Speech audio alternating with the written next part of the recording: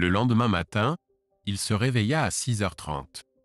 Il sauta dans la douche, s'habilla et but une tasse de café.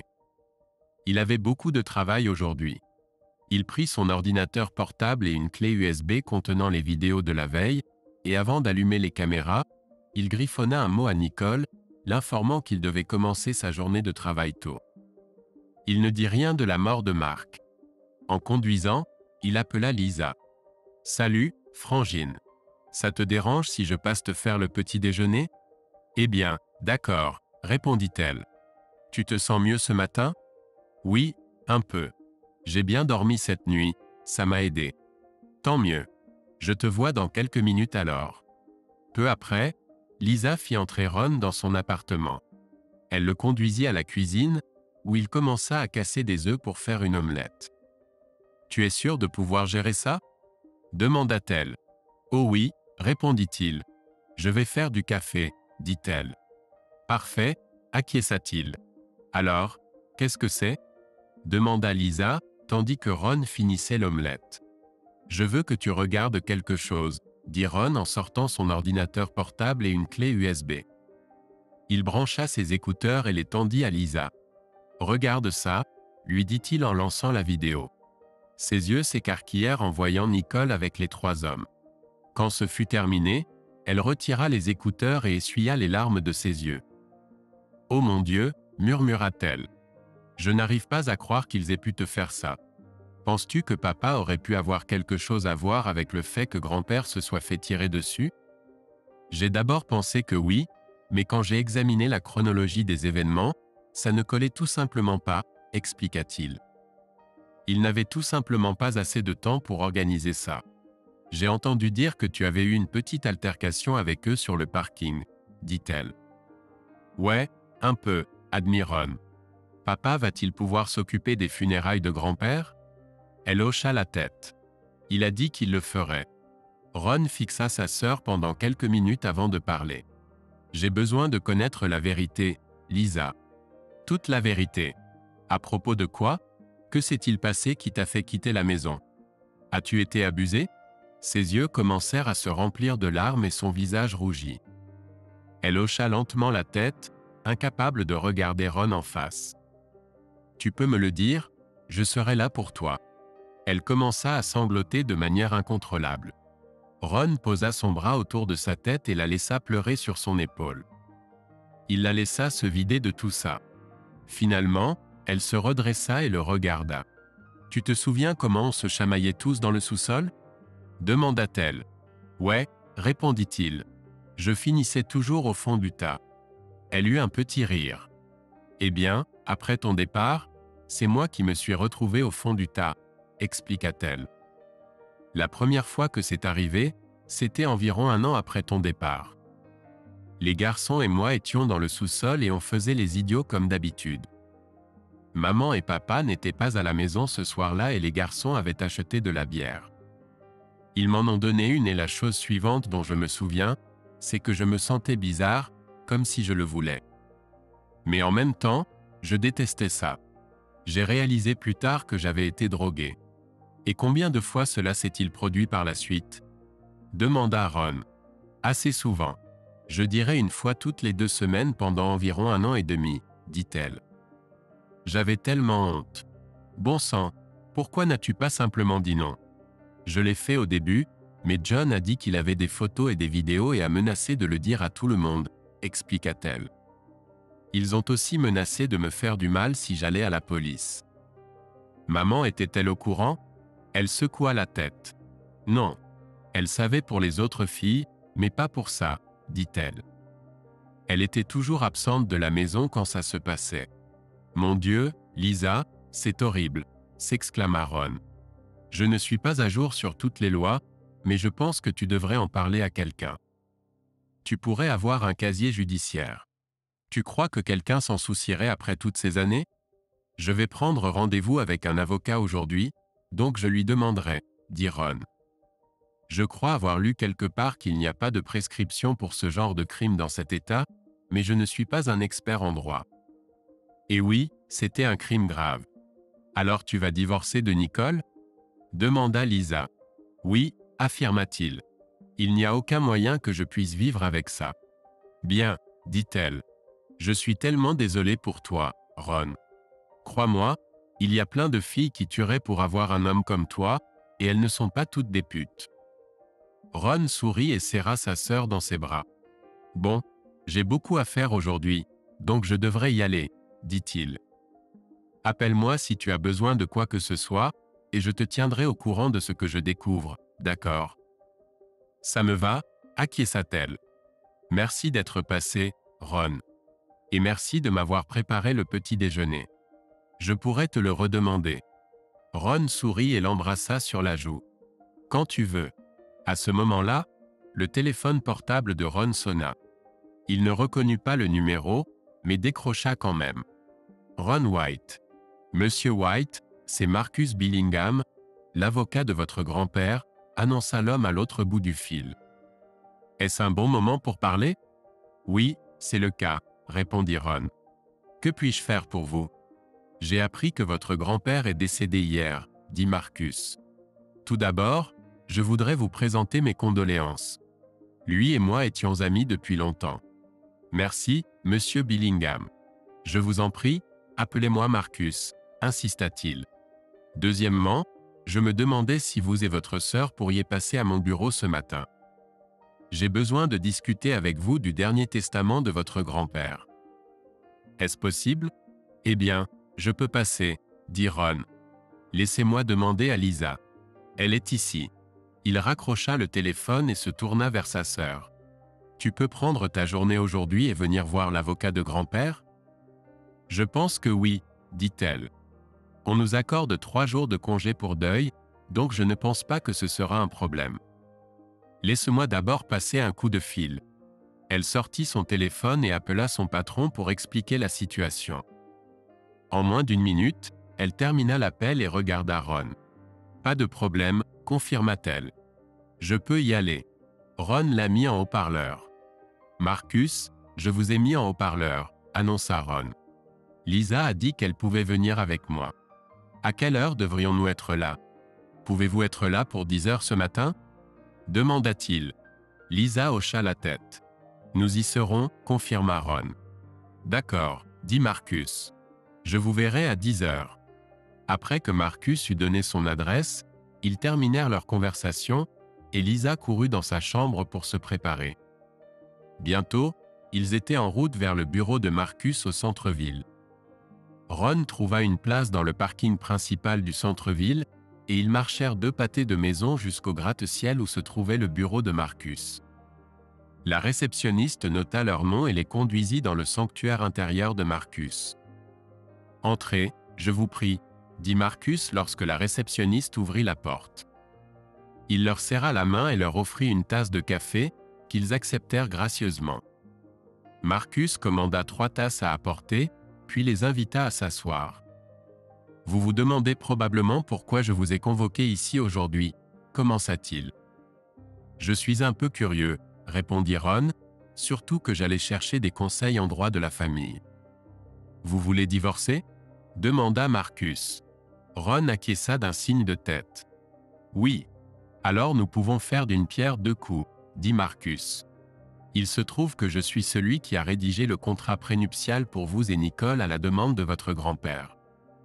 J'espère que ça ne vous dérange pas, mais il m'a mentionné avant d'être abattu que vous pourriez faire appel à nos services. Nous y reviendrons. En fait, je voulais discuter avec vous de changements très importants au testament de votre grand-père. » Oh, s'étonna Ron. Et quels sont ces changements? Je pense que ce n'est pas un bon choix pour vous deux d'être ici seuls. À Hunter, je dois dire que tu ressembles autant au voisin d'en face que tu l'es aujourd'hui. Ron a fait un excellent choix. Maintenant, je vais vous demander à tous les deux, quelle est la tendance actuelle entre vous et votre grand-père? Votre grand-père a déjà perdu votre père, ils avaient entendu parler de changements, et Marc n'avait jamais mentionné que votre père et vos frères se voyaient refuser une si grande partie de l'héritage. Dans des circonstances normales, ce ne serait pas un si gros problème, mais la fortune de votre grand-père est assez importante, expliqua Marcus. Peut-être pas comme Bill Gates, mais très substantielle. Même avec mes honoraires et ses dépenses récentes, vous serez tous les deux à l'abri du besoin pour la vie. Je peux m'occuper du tribunal des successions si vous voulez, mais vous serez toujours responsable de toutes les décisions finales qui doivent être prises. Ne vous inquiétez pas pour mes honoraires. J'ai déjà pris des dispositions avec votre grand-père, et ils seront payés sur l'héritage. Pensez-vous que notre père pourrait contester cela? Demanda Ron. Marcus hocha la tête. Je serais surpris qu'il ne le fasse pas, dit Marcus. Eh bien, grand-père vous a fait confiance pendant longtemps, dit Ron. Donc ça ne me dérange pas que vous vous occupiez des formalités de succession. Ça te va, Lisa? Elle acquiesça. Oui, bien sûr. Bien. Juste pour que vous sachiez, il y a 4 propriétés dans la fiducie, dit Marcus. La maison de votre grand-père, la maison où vous vivez avec Nicole et Ron, la maison où vos parents vivent actuellement, et la propriété au bord du lac. Attendez une minute, interrompit Ron. La maison où maman et papa vivent fait partie de la fiducie? Je pensais que grand-père détenait un billet à ordre dessus. Non, dit Marcus. Il a racheté l'hypothèque il y a quelques années quand votre père a perdu son emploi. Il n'y a pas de dette dessus. Il a laissé vos parents et vos frères vivre dans la maison pour un loyer minimal. Si vous le souhaitez, vous pouvez prolonger cet accord avec eux également. C'est à vous de décider. C'est quoi cette propriété au bord du lac? Demanda Ron. Je n'en savais rien. Eh bien, votre grand-père parlait de l'utiliser comme maison de vacances d'été, expliqua Marcus. Il a commencé à la construire il y a quelques mois, mais ne l'a pas encore terminée. Peut-être que vous deux pourriez coopérer et en faire une maison familiale. Ils discutèrent des termes du testament de Marcus pendant encore une demi-heure avant que la conversation ne se tourne vers Ron et Lisa. Marcus, commença Ron, nous aimerions avoir votre avis sur quelque chose. Il se tourna vers sa sœur. Tu veux lui dire? Lisa hocha la tête avant de raconter à Marcus ce qu'elle avait partagé avec son frère plus tôt. Elle était clairement gênée, et Ron se sentait de plus en plus en colère à chaque minute. Marcus écouta en silence, prenant des notes pendant qu'elle parlait. Quand elle eut fini, il s'adossa à sa chaise et réfléchit quelques instants avant de parler. « Eh bien, Lisa, commença-t-il. Il n'y a pas de délai de prescription dans cet état pour ce que vous venez de décrire. Le seul obstacle, me semble-t-il, serait de fournir des preuves. Vous dites qu'ils prétendent avoir une vidéo? Elle acquiesça. Oui, c'est exactement ce qu'ils m'ont dit. Il hocha la tête. Bien, dit-il. Voici ce que je vais faire. Je vais appeler le procureur et voir ce qu'il en pense. Il se peut que lui ou quelqu'un de son bureau veuille en discuter avec vous avant d'entreprendre quoi que ce soit. Cela vous conviendrait-il? Oui, acquiesça Lisa. Je veux qu'ils paient pour ce qu'ils ont fait. Vous dites que votre mère n'était au courant de rien? S'enquit Marcus. Pas à ma connaissance, répondit Lisa. Bien, dit-il. Je ne peux rien promettre, mais je parlerai au procureur et nous irons de l'avant, d'accord? Merci, murmura Lisa, reconnaissante. Marcus se tourna vers Ron, qui sortit une clé USB de sa poche. Et vous? Demanda Marcus. Ron lui tendit la clé USB. Je veux divorcer. Il y a une vidéo sur cette clé USB de Nicole avec mon père et mes 2 frères. C'est assez graphique. Grand-père a également engagé un détective privé et nous allons le rencontrer la prochaine fois. Marcus inséra la clé USB dans l'ordinateur et lança la vidéo. Son visage rougit légèrement en regardant les images. Quand ce fut terminé, il retira le disque. « Ça vous dérange si je le garde un moment ?» demanda-t-il à Ron. « Pas du tout, » répondit Ron. « Bien, je le mentionnerai également au procureur si ça ne vous dérange pas, » dit Marcus. « Je vais immédiatement commencer les démarches pour le contrat prénuptial et l'envoyer au tribunal. Quand prévoyez-vous d'en parler avec elle? » Ce soir quand elle rentrera de l'école, répondit Ron. Bien, approuva Marcus. Je peux vous dire que sur la base de ceci, tout va bien se passer. L'adultère est toujours un motif de divorce dans cet État et peut être poursuivi comme un crime, mais je ne connais aucun cas récent où cela s'est produit. Si je me souviens bien, votre accord stipule qu'en cas d'adultère, le conjoint coupable quitte le mariage sans aucun soutien. Votre maison appartient en réalité à la fiducie de votre grand-père, donc elle n'y a aucun droit. Travaille-t-elle? Non, elle est étudiante à plein temps, expliqua Ron. Je prévoyais de lui louer un appartement, pour qu'elle ait un endroit où vivre jusqu'à ce qu'elle obtienne son diplôme. J'ai déjà payé ses frais de scolarité pour le reste du programme. Selon l'accord, elle recevra 2 500 $ pour chaque année de notre mariage, plus l'argent qu'elle avait quand nous nous sommes mariés, qui n'est que de 450 $. Je lui donnerai un chèque de ce montant ce soir. Elle a sa propre voiture donc elle peut la garder. Je vois, dit Marcus. Vous êtes très généreux dans ces circonstances. Je déteste ce qu'elle a fait, mais je ne veux pas la voir à la rue, expliqua Ron. C'est bon à entendre, approuva Marcus. Bien. Je vais préparer les papiers. J'obtiendrai également une ordonnance restrictive contre elle et ses 3 amigos. Assurez-vous de me donner sa nouvelle adresse pour que je puisse la lui faire parvenir. Si vous obtenez des preuves supplémentaires, assurez-vous que je les ai aussi. Si elle ne conteste pas le divorce, il devrait être finalisé dans 6 mois. Merci, dit Ron. Combien ai-je besoin pour un acompte? Ne vous inquiétez pas de ça maintenant, répondit Marcus. Je vous enverrai une facture. D'ailleurs, votre grand-père m'a déjà donné des honoraires assez importants, donc je m'en passerai pour l'instant. Marcus leur tendit à chacun une carte de visite, puis se leva, signalant la fin de la réunion. Ron et Lisa se levèrent également, et tous 3 se serrèrent la main. Je suis vraiment désolé pour tout ça, dit Marcus. Votre grand-père avait la meilleure opinion de vous. Il disait toujours qu'il espérait que la famille se réconcilierait. Si vous avez besoin de quoi que ce soit, n'hésitez pas à appeler à tout moment. Je discuterai de tout cela avec le procureur et vous tiendrai au courant de ce que je découvre. Vos coordonnées sont déjà dans mes dossiers. Merci, Marcus, dit Ron. L'étape suivante était le bureau d'Alfred Anderson, le détective privé que Marcus avait engagé pour mettre la maison sur écoute et espionner Nicole. Après avoir parlé à la réceptionniste, une rousse mâchant du chewing-gum, ils furent conduits dans le bureau d'Alfred. Un homme d'âge moyenne avec un cigare, ressemblant à Colombo, se leva de sa chaise et les salua. « Appelez-moi Al, » dit-il après toutes les présentations.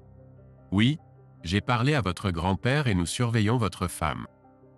Une dame bien occupée, pour dire le moins. Je n'ai pas encore terminé mon rapport, mais j'ai beaucoup de photos et de séquences vidéo. » « Qu'avez-vous découvert ?» demanda Ron. « Comme vous le soupçonniez, votre femme s'est amusée avec plusieurs hommes au cours des dernières 24 heures seulement, expliqua Al. Au total, je dirais qu'elle a eu au moins 15 hommes, sans compter votre père et vos 2 frères. 15 s'exclama Ron, choqué. La merde allait certainement frapper le ventilateur. Ouais, confirma Al. Il sortit un dossier de la pochette de manille et le tendit à Ron. Le dossier était plein de photos et de DVD. Ceci n'est que depuis que nous avons commencé cette affaire. Je peux vous dire que votre père et votre frère étaient également chez vous ce matin.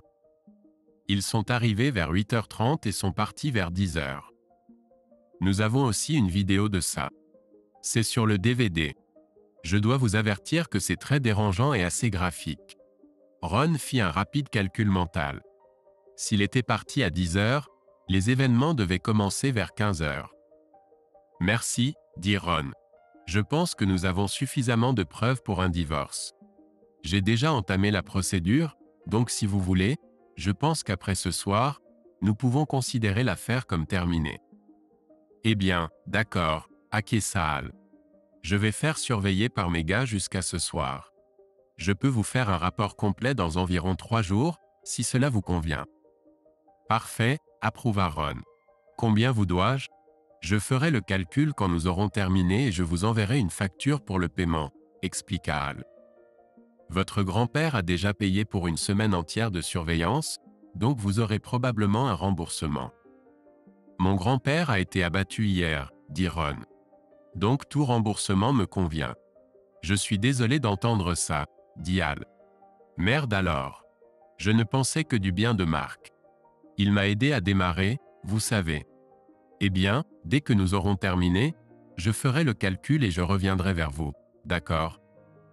D'accord, acquiesça Ron, tendant une carte avec ses coordonnées à Hal. Nous resterons en contact, dit Hal avant qu'il ne parte.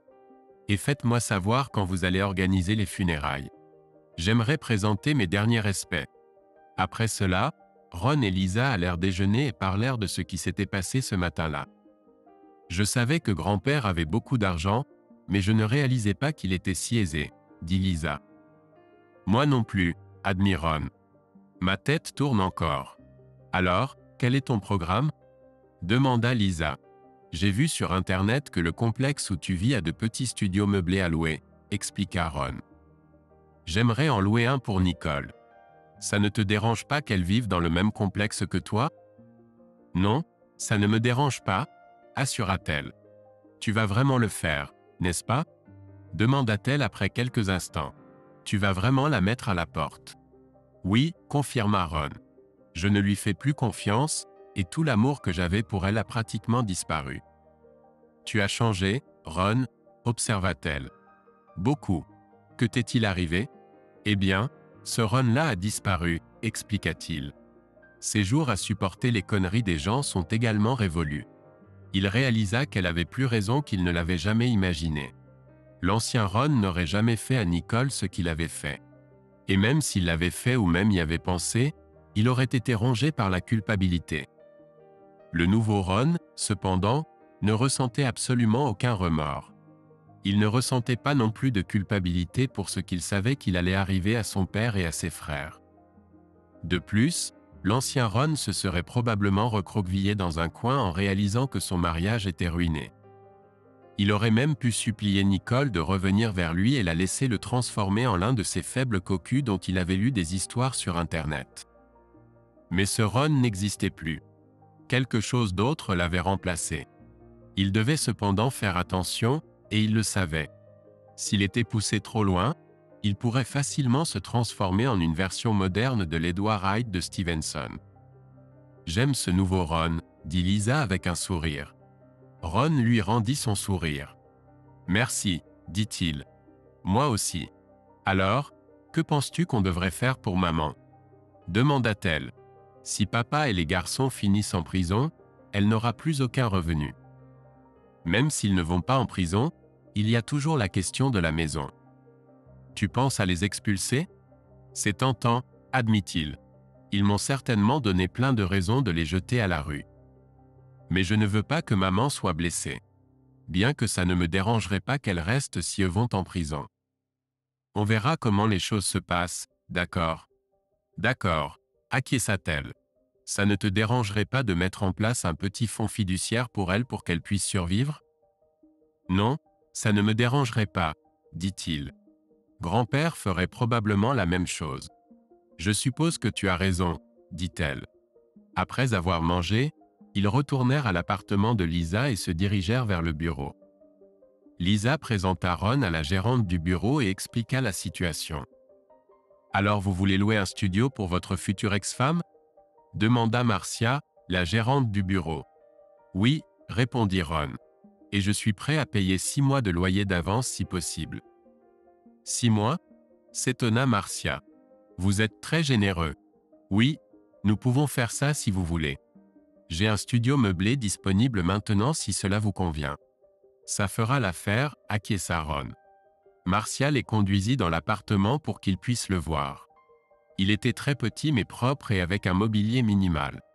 Considérant que Nicole était à l'école tout le temps, Ron pensa que c'était plus que suffisant. « Ça me convient, » déclara Ron à Nicole. Ils retournèrent au bureau où Ron remplit les papiers. Il signa un chèque pour le dépôt et 6 mois de loyer et prit les clés que Marcia lui tendit. « Et quand pensez-vous qu'elle emménagera » demanda Marcia. « Ce soir, » répondit Ron. Après qu'elle soit rentrée de l'école. Ils quittèrent le bureau et marchèrent jusqu'à l'appartement de Lisa. Arrivée à l'appartement, elle se tourna vers Ron. « Tu es sûr de tout ça » demanda Lisa. « Oui, » répondit Ron. « Plus tôt elle partira, mieux ce sera. » « J'espère juste que tu fais la bonne chose, » dit-elle. « C'est la seule chose que je puisse faire, » lui dit-il. « Au moins, je ne la fais pas vivre dans ma voiture, ce que j'étais fortement tenté de faire. Je comprends, dit-elle. Ça ne te dérangera pas si je reste en contact avec elle juste pour m'assurer qu'elle va bien? Je m'en fiche, dit Ron. Elle va avoir besoin d'un travail bientôt. Peut-être que tu pourras l'aider avec ça. Je verrai ce que je peux faire, dit Lisa. Je te parlerai bientôt, d'accord? Il hocha la tête. Lisa le prit dans ses bras. Ça va aller, petit frère. Tu verras. Merci, Lisa, dit-il. J'apprécie. Il sortit et se dirigea vers la banque où il apporta des modifications à son compte. Il retira Nicole du compte joint, paya et annula leur carte de crédit conjointe, émit une nouvelle carte à son nom uniquement, et obtint une nouvelle carte. Il obtint un chèque de banque de 5 450 $ au nom de Nicole. C'était une journée assez coûteuse, mais il savait que cela devait être fait. Après cela, il rentra chez lui et commença à rassembler tous les vêtements et articles de toilette de Nicole, mettant la plupart dans des sacs poubelles et les plaçant dans le garage à côté de son scooter, qu'elle utilisait encore occasionnellement. Il décrocha toutes leurs photos et les mit dans des boîtes avec leur album de mariage. Alors qu'il emballait les affaires de Nicole, le téléphone sonna. Il vit que c'était le numéro de Marcus et décrocha. « Ron, commença Marcus, je voulais juste vous informer que j'ai parlé avec le procureur et il est très intéressé par l'enquête sur les affaires vous concernant, vous et Lisa. » « Excellent, » répondit Ron. « Y a-t-il quelque chose que nous devons faire ? » ?»« Pas encore, » expliqua Marcus. « Je suppose qu'il vous contactera tous les deux pour organiser un entretien. Je voulais juste vous prévenir. » « Merci 1000 fois, Marcus, » dit Ron. Il termina la conversation et Ron continua à emballer jusqu'à ce qu'il estime avoir terminé. À ce moment-là, il était presque 15 heures et Ron savait que les choses allaient bientôt devenir intéressantes. Il descendit dans son laboratoire et vérifia la vidéo du matin. À en juger par l'heure sur la vidéo, vers 8h30, Nicole avait été rejointe dans la chambre par son père, John et George. George avait un gros bleu sur le visage là où Ron l'avait frappé la veille. « Que t'est-il arrivé ?» demanda Nicole. « Ton crétin de mari m'a fait ça hier à l'hôpital, » grogna George. « Tu ne m'avais jamais dit qu'il pratiquait les arts martiaux. »« Je suis désolée, » dit-elle. « J'ai dû oublier de te le dire. Il a commencé à en faire à l'université. Eh bien, cette petite salope va le payer cher, je te le promets, » menaça-t-il. « Non, s'il te plaît, tu as promis que tu ne lui ferais pas de mal, » supplia-t-elle. « Je n'ai rien promis du tout, » rétorqua-t-il. « On va voir s'il est plus rapide qu'une balle. Tu finiras en prison, » dit-elle. « Et alors, bordel ?» grogna George. « Il me le doit et par Dieu, il va payer. »« Que faisiez-vous à l'hôpital ?» demanda-t-elle. « Papa a été abattu hier, » expliqua Bob. « Il est mort après l'opération. »« Oh mon Dieu !» s'exclama Nicole. « Ron ne m'a rien dit à ce sujet hier soir. »« Vous avez orchestré tout ça ?»« Non, » dit Bob. « C'était juste un coup de malchance. Il s'est retrouvé pris entre deux gangs lors d'une fusillade. »« Juste de la chance, » ajouta John. « Mais c'est bon pour nous. Maintenant, on récupère la maison et une bonne partie de l'héritage. » Ron éclata de rire. « Ouais, c'est ça, connard, » pensa-t-il. Nicole se tourna vers George. « Alors, quand tes copains vont-ils s'occuper de Ron ?»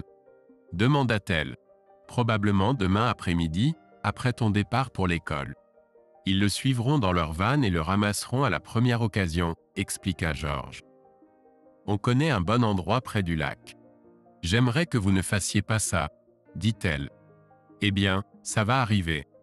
Et il n'y a rien que toi ou qui que ce soit d'autre puissiez faire à ce sujet, » déclara John. « Maintenant, ne sois pas si courageuse dans tout ça. Ne dis pas un mot à ce sujet à qui que ce soit, tu m'entends? Sinon, on dira aux flics que c'était ton idée. » Nicole hocha lentement la tête. Ron pouvait voir qu'elle était mal à l'aise avec toute cette histoire. Ils quittèrent la pièce et Nicole commença à sangloter. Après quelques minutes, elle alla dans la salle de bain pour se doucher et se préparer pour l'école. Une fois la vidéo terminée, Ron vérifia ses signes vitaux et ses mesures corporelles pour les comparer à ceux de la veille et fut heureux de constater que presque rien n'avait changé depuis la dernière fois qu'il avait vérifié. Il décida de ne pas s'administrer davantage de sa potion jusqu'au matin, quand il en aurait sûrement besoin. À ce moment-là, le téléphone sonna. C'était sa mère. Ron décrocha, sachant déjà ce qu'elle allait dire. « Ron, tu dois me rejoindre à l'hôpital, » dit-elle. « Ils emmènent papa et les garçons. »« Pourquoi » demanda-t-il. « Il y a un problème avec leur truc, » expliqua-t-elle. « Leur truc » s'étonna Ron. « Quel truc ?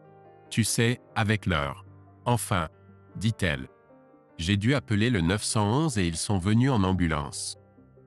J'ai aussi appelé Lisa et elle est en route là-bas aussi. Tu peux me rejoindre à l'hôpital, s'il te plaît ? D'accord, donne-moi quelques minutes, j'ai une course à faire, dit-il. Merci, Ron, dit-elle avant de raccrocher. Ron ouvrit l'annuaire et composa le numéro dont il avait besoin. Service de police, homicide, répondit une femme. Oui, j'aimerais parler à quelqu'un au sujet d'une conspiration de meurtre, dit Ron. Un instant, s'il vous plaît, dit la femme. Après une minute de musique électronique, une voix masculine se fit entendre. Homicide, détective Sparks, annonça l'homme. Détective, je m'appelle Ron White et j'aimerais signaler une conspiration de meurtre, expliqua Ron. Dites-moi ce que vous savez, monsieur, demanda le détective Sparks. Ron résuma brièvement la situation et raconta tout ce qu'il avait entendu de ses frères. Savez-vous où se trouvent les auteurs maintenant ? Demanda le détective Sparks quand Ron eut terminé. Ils sont en route pour l'hôpital, expliqua Ron. Pour autant que je sache, ils pourraient même être en chirurgie. Je vois, dit le détective Sparks. Je suis en route pour là-bas maintenant, ajouta Ron. Pouvez-vous ou l'un de vos officiers me rejoindre là-bas ?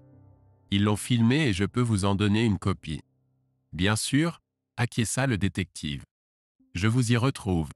Ron raccrocha le téléphone et rit, copiant les vidéos sur une clé USB. Verrouillant tout, il se dirigea vers l'hôpital, emportant son ordinateur portable et la clé USB. Il trouva une place de parking et se dirigea vers les urgences. Une fois à l'intérieur, il parla à la personne à l'accueil et fut dirigé vers la zone où les 3 hommes étaient opérés. Il remarqua Lisa et sa mère en train de parler à un homme en costume bon marché. Un officier de police en uniforme était avec eux. « Salut, maman », dit Ron en s'approchant d'eux. « Comment vont papa et les garçons ?»« Pas bien », dit-elle en pleurant. « Ils sont en chirurgie en ce moment. Le médecin a dit qu'ils allaient devoir amputer leur. »« dit Ron. « Désolé d'entendre ça. » L'homme en costume regarda Ron. « Êtes-vous Ron White ?» demanda-t-il. Ron hocha la tête. « C'est moi, » confirma Ron. « Et vous devez être le détective Sparks ?»« Oui, » acquiesça-t-il. Il désigna quelques chaises dans la salle d'attente. « Voulez-vous en parler ?»« Bien sûr, » dit Ron. Sa mère prit la parole. « De quoi s'agit-il, Ron ?»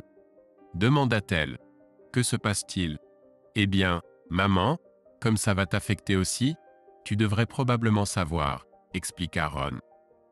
Il fit signe à Lisa de les suivre. Quand ils s'assirent, Ron sortit son ordinateur portable et brancha une clé USB. June et Lisa tressaillirent en voyant Nicole avec les 3 hommes. « Écoutez ça, » dit Ron. Il mit en marche la vidéo assez fort pour que le détective Sparks, sa mère et Lisa puissent entendre ce qui se disait. June en vit assez pour comprendre ce qui se passait. Ron passa la partie à la fin où George et John exposaient leur plan. Quand ce fut terminé, il arrêta l'enregistrement, retira le disque et le tendit au détective Sparks. « Avez-vous une idée de qui pourrait être leur complice ?» demanda le détective Sparks. « Non, monsieur, je n'en ai aucune, » répondit Ron. « Ça pourrait être quelqu'un avec qui il travaille ou quelqu'un avec qui il sortent boire. » Sparks regarda June. « Saviez-vous quelque chose à ce sujet ?» demanda-t-il. June secoua la tête. « Non, détective, je n'en avais aucune idée, » dit-elle. « Je comprends, » dit-il. Il regarda à nouveau Ron. « Vous n'avez pas vu de Van en venant ici ?» demanda-t-il. Non, je n'en ai pas vu, répondit Ron. Bien. Donc quoi qu'il prévoit de faire, ce sera probablement demain matin, dit Ron. Vous dites que votre femme est à l'école en ce moment? Supposément, répondit Ron. Je vois, dit Sparks. Je vais devoir la convoquer pour l'interroger. Je ne sais pas si le procureur voudra la poursuivre ou non. Elle n'a pas l'air d'être une conspiratrice, mais elle est quand même complice, bien qu'après les faits. Il voudra peut-être lui proposer un accord. Faites ce que vous avez à faire, détective, dit Ron. J'ai déjà entamé une procédure de divorce et je prévoyais de la mettre à la porte ce soir. Hein? S'étonna le détective. Savez-vous où elle compte aller? Oui, je le sais, dit Ron. Il donna au détective l'adresse du studio qu'il avait loué pour elle cet après-midi. Merci, dit-il. Je vais parler au procureur de tout ça et voir comment il veut procéder. En attendant, je vais demander à l'agent Green de rester avec ces 3 hommes. Je doute qu'ils aillent quelque part. Madame White devra également fouiller votre domicile. Je vous en prie, dit-elle. Faites ce qui est nécessaire. Pendant que vous y êtes, détective, ajouta Ron. Pourriez-vous chercher une sorte de vidéo? Quel genre de vidéo? Demanda le détective. Le visage de Lisa rougit alors que Ron la regardait. Lisa, peut-être devrais-tu parler à maman en privé pour qu'elle sache ce qui se passe, suggéra Ron. Lisa hocha la tête et prit la main de sa mère. Que se passe-t-il, Ron? Demanda June. Lisa va te le dire, dit Ron. Il se tourna à nouveau vers le détective. Mon avocat m'a dit aujourd'hui qu'il a parlé au procureur et que celui-ci est intéressé à poursuivre nos affaires. J'ai des raisons de croire que ma sœur aînée a été abusée par les mêmes 3 hommes il y a plusieurs années. Ils prétendaient avoir une vidéo et utiliser cette menace pour la faire taire. Le détective Sparks ferma les yeux et soupira profondément. Putain de merde, dit-il doucement. Très bien, je vais contacter le procureur et voir ce qu'il en dit. En attendant, j'enverrai des officiers dans votre quartier. Si nous voyons un van près de chez vous, nous nous en occuperons. Vous allez vous en sortir tout seul? Je m'en sortirai, détective, assura Ron. À ce moment-là, ils entendirent des pleurs venant du couloir. En levant les yeux, ils virent June penchée, couvrant sa bouche de sa main. Elle sait, pensa Ron. Bien joué, Lisa, se dit-il. Le détective Sparks regarda Ron. Occupez-vous d'elle, dit-il. Je m'occuperai des 3 autres. Ron hocha la tête. Merci, détective, je le ferai, dit Ron. Le détective Sparks parla à l'agent Green, puis s'approcha de June et Lisa.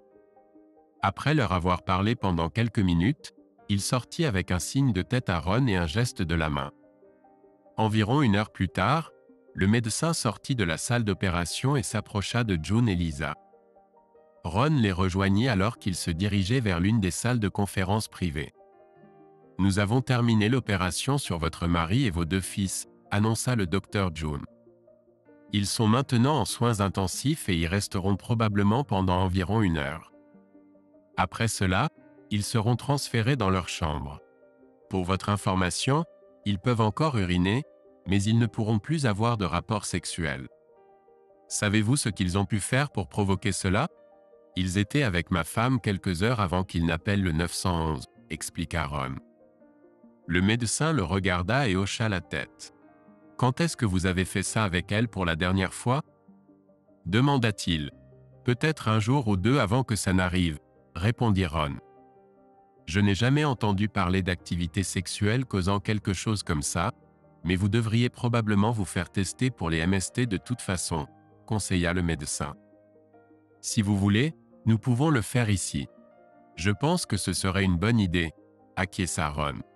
L'infirmière vous fera savoir dans quelle chambre ils seront, dit le médecin en s'apprêtant à partir.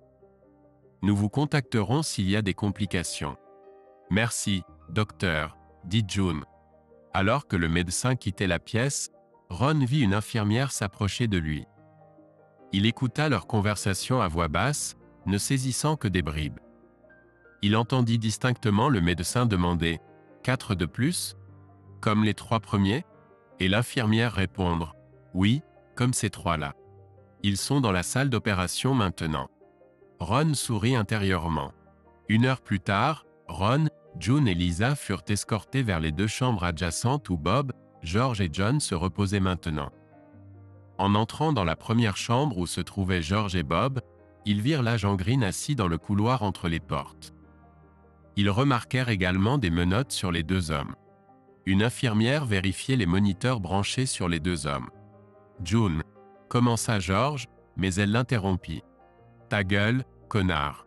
J'ai vu la vidéo, et je vais m'assurer que vous alliez tous les 3 en prison pour ce que vous prévoyez de faire à Ron, espèce de misérables ordures. Et au fait, je divorce. J'aurais dû le faire il y a longtemps. Elle se tourna vers George. Et toi? J'aurais dû avorter quand j'en avais l'occasion. Tu me dégoûtes. Tu es mort pour moi. Vous êtes tous les 3 morts pour moi, et je ne veux plus jamais vous revoir de ma vie. Maman, s'il te plaît, commença George. Tout ça, c'est de sa faute, ajouta-t-il en pointant Ron du doigt. Des conneries, cracha-t-elle. Rappelle-toi, j'ai vu la vidéo. Je vous ai regardé. J'ai entendu ce que vous prévoyez de faire à votre propre frère. Tu n'es plus mon fils, et j'espère qu'ils vous donneront la peine de mort. Elle tourna les talons et quitta la pièce pour aller faire un discours similaire à John. Ron sourit en regardant les 2 hommes dans leur lit. Alors, vous alliez me détruire. Comment vous vous en êtes sortis? Ouais, et alors? Grogna George à travers la douleur. Je t'avais dit il y a longtemps que j'allais te le faire payer. Ouais, alors qu'est-ce que tu vas faire à ce sujet, sang de bourbe? Demanda George. On ne va pas rester en prison pour toujours, connard. Retiens bien mes paroles. Quand on sortira, je te traquerai aussi. Ferme-la, George, dit Bob.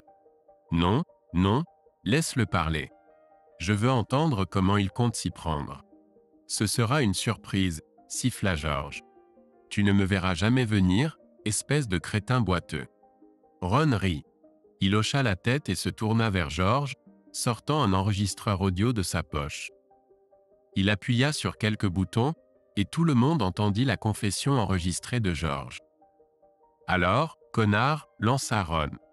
Nous 3 avons entendu ta confession, et j'ai tout enregistré. Je m'assurerai que le procureur l'obtienne. D'après ce que je comprends, les gens comme vous ne s'en sortent pas très bien en prison. L'agent Green et l'infirmière ricanèrent. Bonne journée, dit Ron en se dirigeant vers la porte. En entrant dans la chambre de John, il vit que son frère aîné était enchaîné au lit, tout comme George et Bob. Ron s'approcha de John avec un sourire sur le visage. Au fait, connard, lança Ron. Ton frère débile a avoué vos crimes. Il y avait 3 témoins, et j'ai tout noté pour le procureur. Je suis sûr que Booba s'en occupera quand tu seras en prison. Il ricana tandis que le visage de John tournait au vert. Ron ne dit rien d'autre mais tourna les talons et s'éloigna, June et Lisa le rejoignant. Ils se rendirent au café de l'hôpital et s'assirent à une table pendant que Ron leur achetait des lattes. June avait l'air sur le point de pleurer. « Que va-t-il m'arriver, Ron ?» demanda-t-elle à travers ses larmes. « Je n'ai pas de revenus, pas de travail, pas de compétences, rien. Nous allons perdre la maison et tout le reste. On va s'occuper de ça dans 1 minute, maman, dit Ron. Je veux d'abord entendre quelque chose de ta part. Quoi donc? M'as-tu déjà vraiment aimé quand j'étais enfant? Elle le regarda surprise et cligna des yeux. Bien sûr que oui, Ron. Et je t'aime toujours. Tu es mon fils. Non, maman, je ne crois pas. Tu me réprimandais quand j'étais enfant, me disant toujours que je devais être comme les autres garçons. Certes, tu ne m'as jamais maltraité ni été aussi froide et dure que papa et les garçons, mais je ne me souviens pas que tu m'aies jamais dit que tu m'aimais. Quand j'étais à l'université, tu ne m'as même pas envoyé de carte de Noël ou d'anniversaire. Pourquoi? Je suis désolée, Ron, dit-elle. C'était à cause de ton père. Il était tellement autoritaire et ils étaient toujours jaloux de toi. Il avait peur que tu deviennes un fils à maman. Après ton départ et qu'il a perdu son emploi, c'est devenu encore pire. Savais-tu que grand-père avait racheté l'hypothèque de votre maison? Elle secoua la tête. Non, je ne le savais pas. Ton père s'occupait de tout ça et je n'étais jamais autorisé à voir les relevés. Je ne sais même pas comment payer les factures ou écrire un chèque. Il me donnait de l'argent liquide pour acheter l'épicerie et c'est tout. Parfois, il me donnait quelques dollars de plus pour des vêtements ou une coupe de cheveux. Ron regarda Lisa et vit qu'elle hochait légèrement la tête. Eh bien, grand-père a mis votre maison en fiducie et papa payait un petit loyer chaque mois, expliqua Ron. C'est la seule raison pour laquelle vous n'avez jamais perdu la maison. Grand-père a mis Lisa et moi en charge de la fiducie, donc nous pouvons en faire ce que nous voulons. Ça ne me dérange pas que tu y restes aussi longtemps que tu le souhaites et je pense que Lisa est d'accord avec moi. Je suis d'accord, confirma Lisa. Ron hocha la tête. Nous avons également parlé de mettre en place un fonds pour toi afin que tu puisses subvenir à tes besoins. Lisa et moi t'aiderons à te remettre sur pied et te montrerons comment payer tes factures si tu veux. Je paierai même pour ton divorce. L'avocat de grand-père s'occupe du mien et je suis sûr qu'il s'occupera du tien aussi. June regarda Ron, les yeux brillants de larmes. Tu ferais tout ça pour moi? Même après tout ce qui s'est passé? Oui, maman. June éclata en sanglots. Lisa serra June dans ses bras, des larmes coulant de ses yeux. Grand-père m'a dit une fois que la justice doit être tempérée par la miséricorde. June leva les yeux vers lui. Tu ressembles beaucoup à ton grand-père. Ron sourit. Merci. J'aime à le penser. Je parle de mon père, précisa-t-elle. Tu ne l'as jamais rencontré. Il est mort avant ta naissance. Tu lui ressembles même beaucoup. Je pense que tu l'aurais aimé. Lui et ton père ne s'entendaient jamais. Ils se disputaient tout le temps. C'est peut-être pour ça que ton père ne t'a jamais aimé. Tu lui rappelais trop mon père. Cela semblait raisonnable pour Ron. Se calmant, June regarda Ron. Alors, que vas-tu faire à propos de Nicole? J'ai entamé une procédure de divorce et je la mets à la porte ce soir. Je suppose qu'elle n'est pas en prison. Je ne te blâme pas, dit-elle. Je suis désolée pour ce qui s'est passé, Ron. Je t'aime. Tu seras toujours mon bébé. Ron sourit. Je t'aime aussi, maman. Ils se levèrent de table. Pourras-tu jamais me pardonner? Demanda June. Ron la prit dans ses bras. Bien sûr que je te pardonne. Et elle le serra fort pendant quelques minutes. Je dois rentrer à la maison, dit June quand ils eurent fini de s'étreindre. Je suis dans un état lamentable. June et Lisa s'étreignirent encore quelques minutes. Quand June partit, Lisa regarda Ron. Tu as fait une si belle chose, Ron, dit-elle. Merci. Ron la regarda à nouveau avant de lui faire un câlin. Quand tu veux. Ce qu'elle a dit a du sens pour moi. Je suppose que puisque papa ne travaille pas, je vais devoir m'occuper des arrangements funéraires de grand-père. Je t'aiderai pour ça, proposa-t-elle. Merci, dit-il. J'aurai besoin de toute l'aide possible. Il jeta un coup d'œil à sa montre. Je ferai mieux de rentrer et de me préparer à rencontrer Nicole. D'accord, dit-elle. Tiens-moi au courant de comment ça se passe. Appelle-moi si tu as besoin de quoi que ce soit. Partie 3. Ron rentra chez lui et se changea, enfilant un short et un t-shirt. Il posa son ordinateur portable sur la table avec sa mallette. Il ne s'attendait pas à ce que Nicole rentre avant minuit ou plus tard, et fut surpris d'entendre la porte du garage s'ouvrir vers 23h30. Tu rentres tôt, constata-t-il lorsqu'elle entra dans la maison. C'était une très mauvaise journée, dit-elle. Je viens de finir de parler à la police. Un détective n'arrêtait pas de me poser des questions sur un complot pour te détruire. Intéressant, commenta Ron. Je vais monter prendre une douche et puis aller me coucher, annonça-t-elle. Non, je ne crois pas, répliqua-t-il. Écoute, j'ai eu une très mauvaise journée, insista-t-elle. Et elle va empirer, rétorqua-t-il. Assieds-toi. Je veux que tu regardes quelque chose. Je veux d'abord prendre une douche, protesta-t-elle. J'ai dit assieds-toi, cria Ron. Tout de suite. Elle le fixa, choquée. Lentement, elle tira une chaise en face de lui et s'assit. J'ai quelque chose que je veux que tu regardes, dit-il, montrant une vidéo d'elle s'amusant avec son père.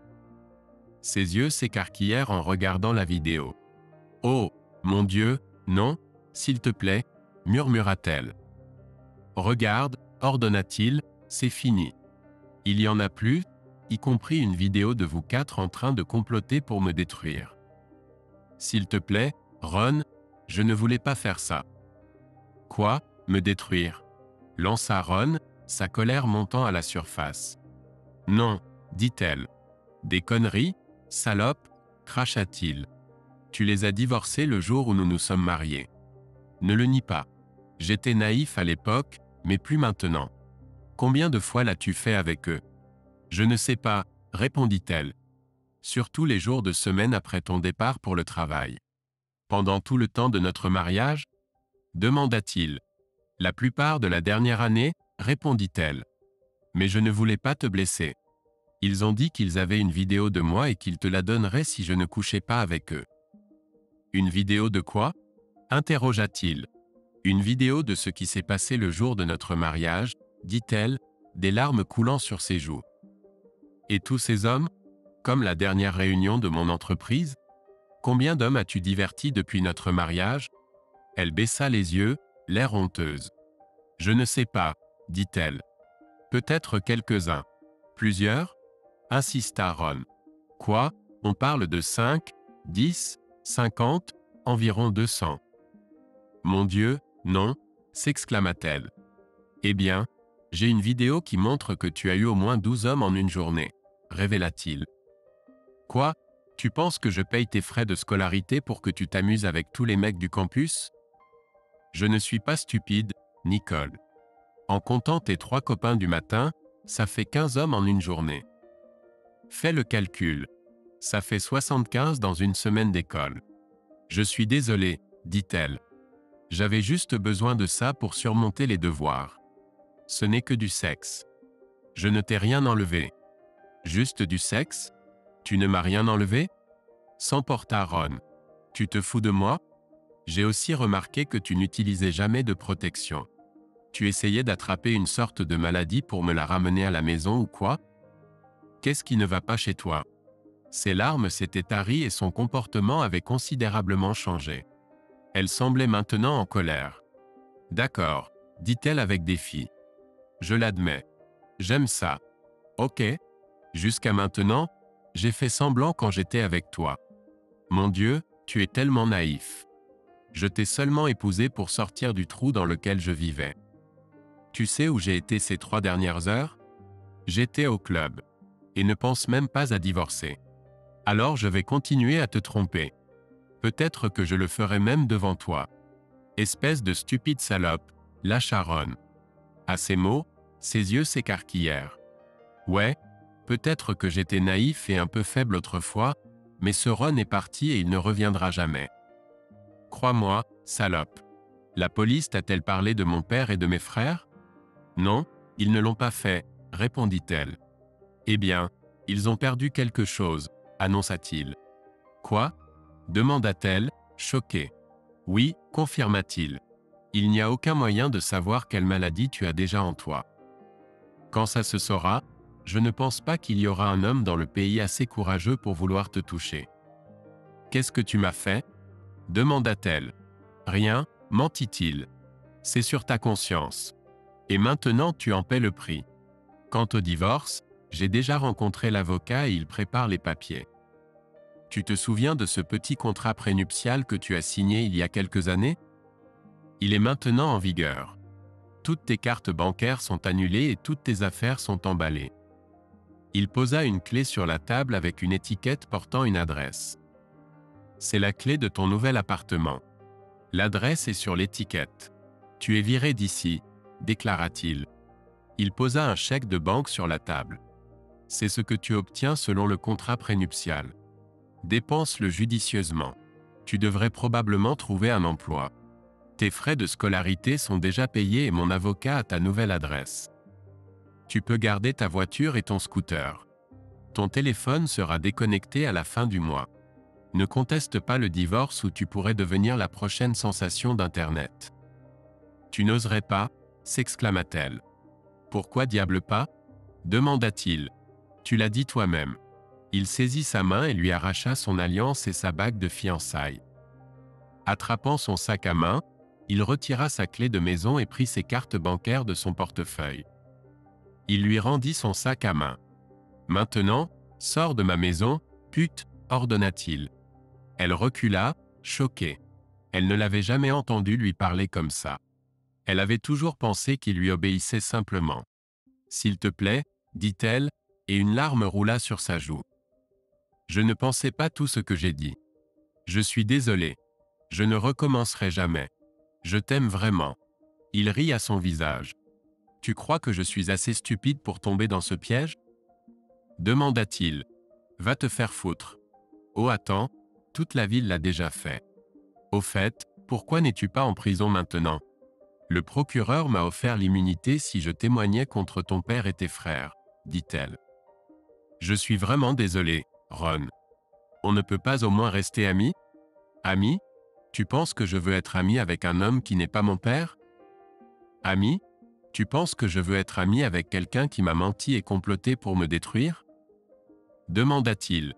Je n'étais qu'un putain de bon d'alimentation pour toi. Mon Dieu, tu es encore plus stupide que je ne le pensais. Maintenant, je te déteste jusqu'à la moelle. Et je ne veux plus jamais revoir ta stupide tête. Tu comprends ? Ou ai-je besoin de te faire un dessin avec un crayon de couleur ? Non, je comprends, dit-elle doucement. Est-ce que je peux au moins venir aux funérailles de ton grand-père ? À condition que tu restes loin de moi, dit-il. Maintenant, mets tes affaires dans la voiture et tire-toi d'ici. Tout de suite. Elle se tourna et se dirigea vers la porte menant au garage. Il l'entendit lutter pour tout fourrer dans la voiture. Après son départ, il sortit et changea le code de la porte du garage pour l'empêcher d'entrer. Après avoir sécurisé la maison, il alla dans son laboratoire. Après ce que Nicole lui avait dit, il réalisa que le CDC allait probablement s'impliquer, et il voulait qu'il ne reste aucune trace de ce qu'il avait créé. Il savait que la toxine serait éliminée de son système 24 heures après l'administration, donc il ne s'inquiétait pas trop qu'elle apparaisse dans un test sanguin ou urinaire. Il brûla les résidus de sérum et stérilisa tout son équipement pour éliminer toute trace. Ayant terminé son travail, il alla se coucher. Tôt le matin, il entendit la sonnette retentir. Descendant en robe de chambre, il regarda par le judas et vit 3 hommes en costume sombre. Il ouvrit la porte et ils montrèrent tous leurs badges. « Dr. White ?» demanda l'un d'eux. Avec 2 doctorats, Ron avait le droit d'être appelé ainsi, mais il l'utilisait rarement et préférait être appelé par son prénom. « Oui ?» répondit Ron. « Gordon Sullivan, CDC. Je suis ici pour voir votre femme Nicole. »« Est-elle ici ?» demanda-t-il. Ron secoua la tête. « Non, elle ne vit plus ici, » dit-il. « Qu'est-ce que ça veut dire ? » « Nous devons lui parler seul, » dit Ryan. « Comme je l'ai dit, elle ne vit plus ici, » répéta Ron. « Vous voulez son adresse ? » « Oui, nous la voudrions, » répondit Gordon. Ron leur donna l'adresse de son appartement et les regarda partir. Ron était soulagé qu'il ne veuille pas fouiller sa maison, mais il pensa au fait qu'il pourrait revenir. Ron regarda des 2 côtés pour voir s'il y avait un van qui pourrait appartenir aux complices des frères, mais n'en vit aucun. Il alluma la télévision et se fit une tasse de café. De retour dans sa chambre, il entendit les informations locales être diffusées. Les autorités médicales locales rapportent qu'environ 40 hommes ont dû subir une chirurgie d'urgence au cours des dernières 18 heures, annonça le présentateur. La scène passa à un médecin parlant aux journalistes. Ça a été une longue nuit au centre médical. En raison de la nature de cette épidémie, nous avons dû faire appel au CDC, expliqua le médecin. Nous ne sommes pas sûrs de l'étendue de sa propagation et nous sommes très inquiets. La scène revint au présentateur. Les enquêteurs disent qu'environ 30 hommes ont admis avoir eu une relation avec la même femme. Au moment de ce rapport, les services médicaux sont à sa recherche. En raison des règles de confidentialité, les noms des personnes impliquées ne sont pas divulgués, conclut le présentateur. Ron rit. 40 personnes, hein ? La salope était occupée, c'était sûr. Ron ne pouvait s'empêcher de se demander combien d'entre eux étaient mariés. Ron se dit que ça ne tarderait plus maintenant. Quelques minutes plus tard, le téléphone sonna. C'était Lisa. Bonjour, dit-elle quand il décrocha. As-tu vu les informations? Ouais, je les ai vues, confirma Ron. 40 personnes? Ça a dû faire du bruit pendant un bon moment. Lisa rit. J'en suis sûre, dit-elle. Au fait, j'ai dû emmener Nicole aux urgences tôt ce matin. Oh, dit Ron. Que s'est-il passé? Elle se plaignait que sa bouche et l'arrière de son corps brûlaient très fort, expliqua Lisa. J'ai cru que quelqu'un avait mis le feu à ses fesses et j'ai vu des lésions sur sa langue et dans sa bouche. Quand nous sommes arrivés à l'hôpital, elle se plaignait de brûlures d'estomac sévères. Ça n'a pas l'air bon. Tu lui as fait quelque chose hier soir? À part la mettre à la porte? Non, dit Ron. Je ne l'ai jamais touchée. Est-elle toujours à l'hôpital? Oui, répondit Lisa. Elle va probablement y rester un jour ou deux. Eh bien, le CDC est venu ici à sa recherche. Elle a été appelée par un groupe d'hommes qui étaient à l'hôpital. Je les ai envoyés à son nouvel appartement, expliqua-t-il. Ils la trouveront, dit Lisa. Son admission devrait alerter si le CDC est impliqué. Je te tiendrai au courant. Merci, dit Ron. Terminant la conversation, il éclata de rire. Bien sûr, il n'avait pas pensé que ça pourrait arriver, mais il était heureux de savoir qu'elle ressentirait un peu de chaleur, sans jeu de mots, à cause de ses propres activités. Néanmoins, il était un peu inquiet d'avoir négligé cet aspect lorsqu'il avait créé la formule et se demandait si la potion qu'il s'était administrée avait obscurci son jugement. Ce n'était pas son genre de manquer de tels détails. Peut-être que la colère et le choc de la situation l'avaient affecté, pensa-t-il. En regardant par la fenêtre, il remarqua une camionnette Ford bleue garée de l'autre côté de la rue. Des voitures de police étaient stationnées autour, et il vit les officiers conduire 3 hommes très grands menottés vers elle. L'un était noir, l'autre blanc, et le troisième semblait être hispanique. Il n'en reconnaissait aucun. Après que les hommes furent placés dans 2 voitures, l'officier s'approcha de sa porte d'entrée et sonna. « Bonjour, officier », dit Ron en ouvrant la porte. « Que puis-je faire pour vous? »« Bonjour, monsieur White. Le détective Sparks m'a demandé de vous informer quand nous aurions appréhendé les suspects. Nous patrouillerons intensivement dans votre quartier au cours des prochaines 24 heures pour s'assurer que vous allez bien. »« Merci, officier. J'apprécie cela. J'ai quelques enregistrements audio que je pense que le détective Sparks pourrait trouver intéressants. Est-ce que ça va si je les lui apporte aujourd'hui? Je pense que oui. Il est assez occupé en ce moment, alors vous devriez peut-être l'appeler d'abord pour qu'il s'attende à vous voir. Je le ferai, merci. Passez une bonne journée, monsieur, dit l'officier avant de partir. Ron ferma la porte, soulagé qu'ils aient attrapé les 3 hommes. Il s'habilla et s'approcha de la camionnette où un autre officier cataloguait les preuves. Les 2 voitures avec les suspects étaient déjà parties. « Bonjour, monsieur, dit l'officier alors que Ron s'approchait. Êtes-vous monsieur White? Oui. Je ne peux pas vous dire à quel point je suis soulagé que vous ayez attrapé ces gars. J'imagine à quel point vous devez être soulagé, répondit l'officier. Alors, qu'avez-vous là? J'ai quelques éléments à vous dire, monsieur. White. Il vit l'arme et quelques autres objets déjà emballés dans des sacs en plastique étiquetés. Je vais vous laisser continuer votre travail, officier. Merci encore. Je vous en prie. Passez une bonne journée.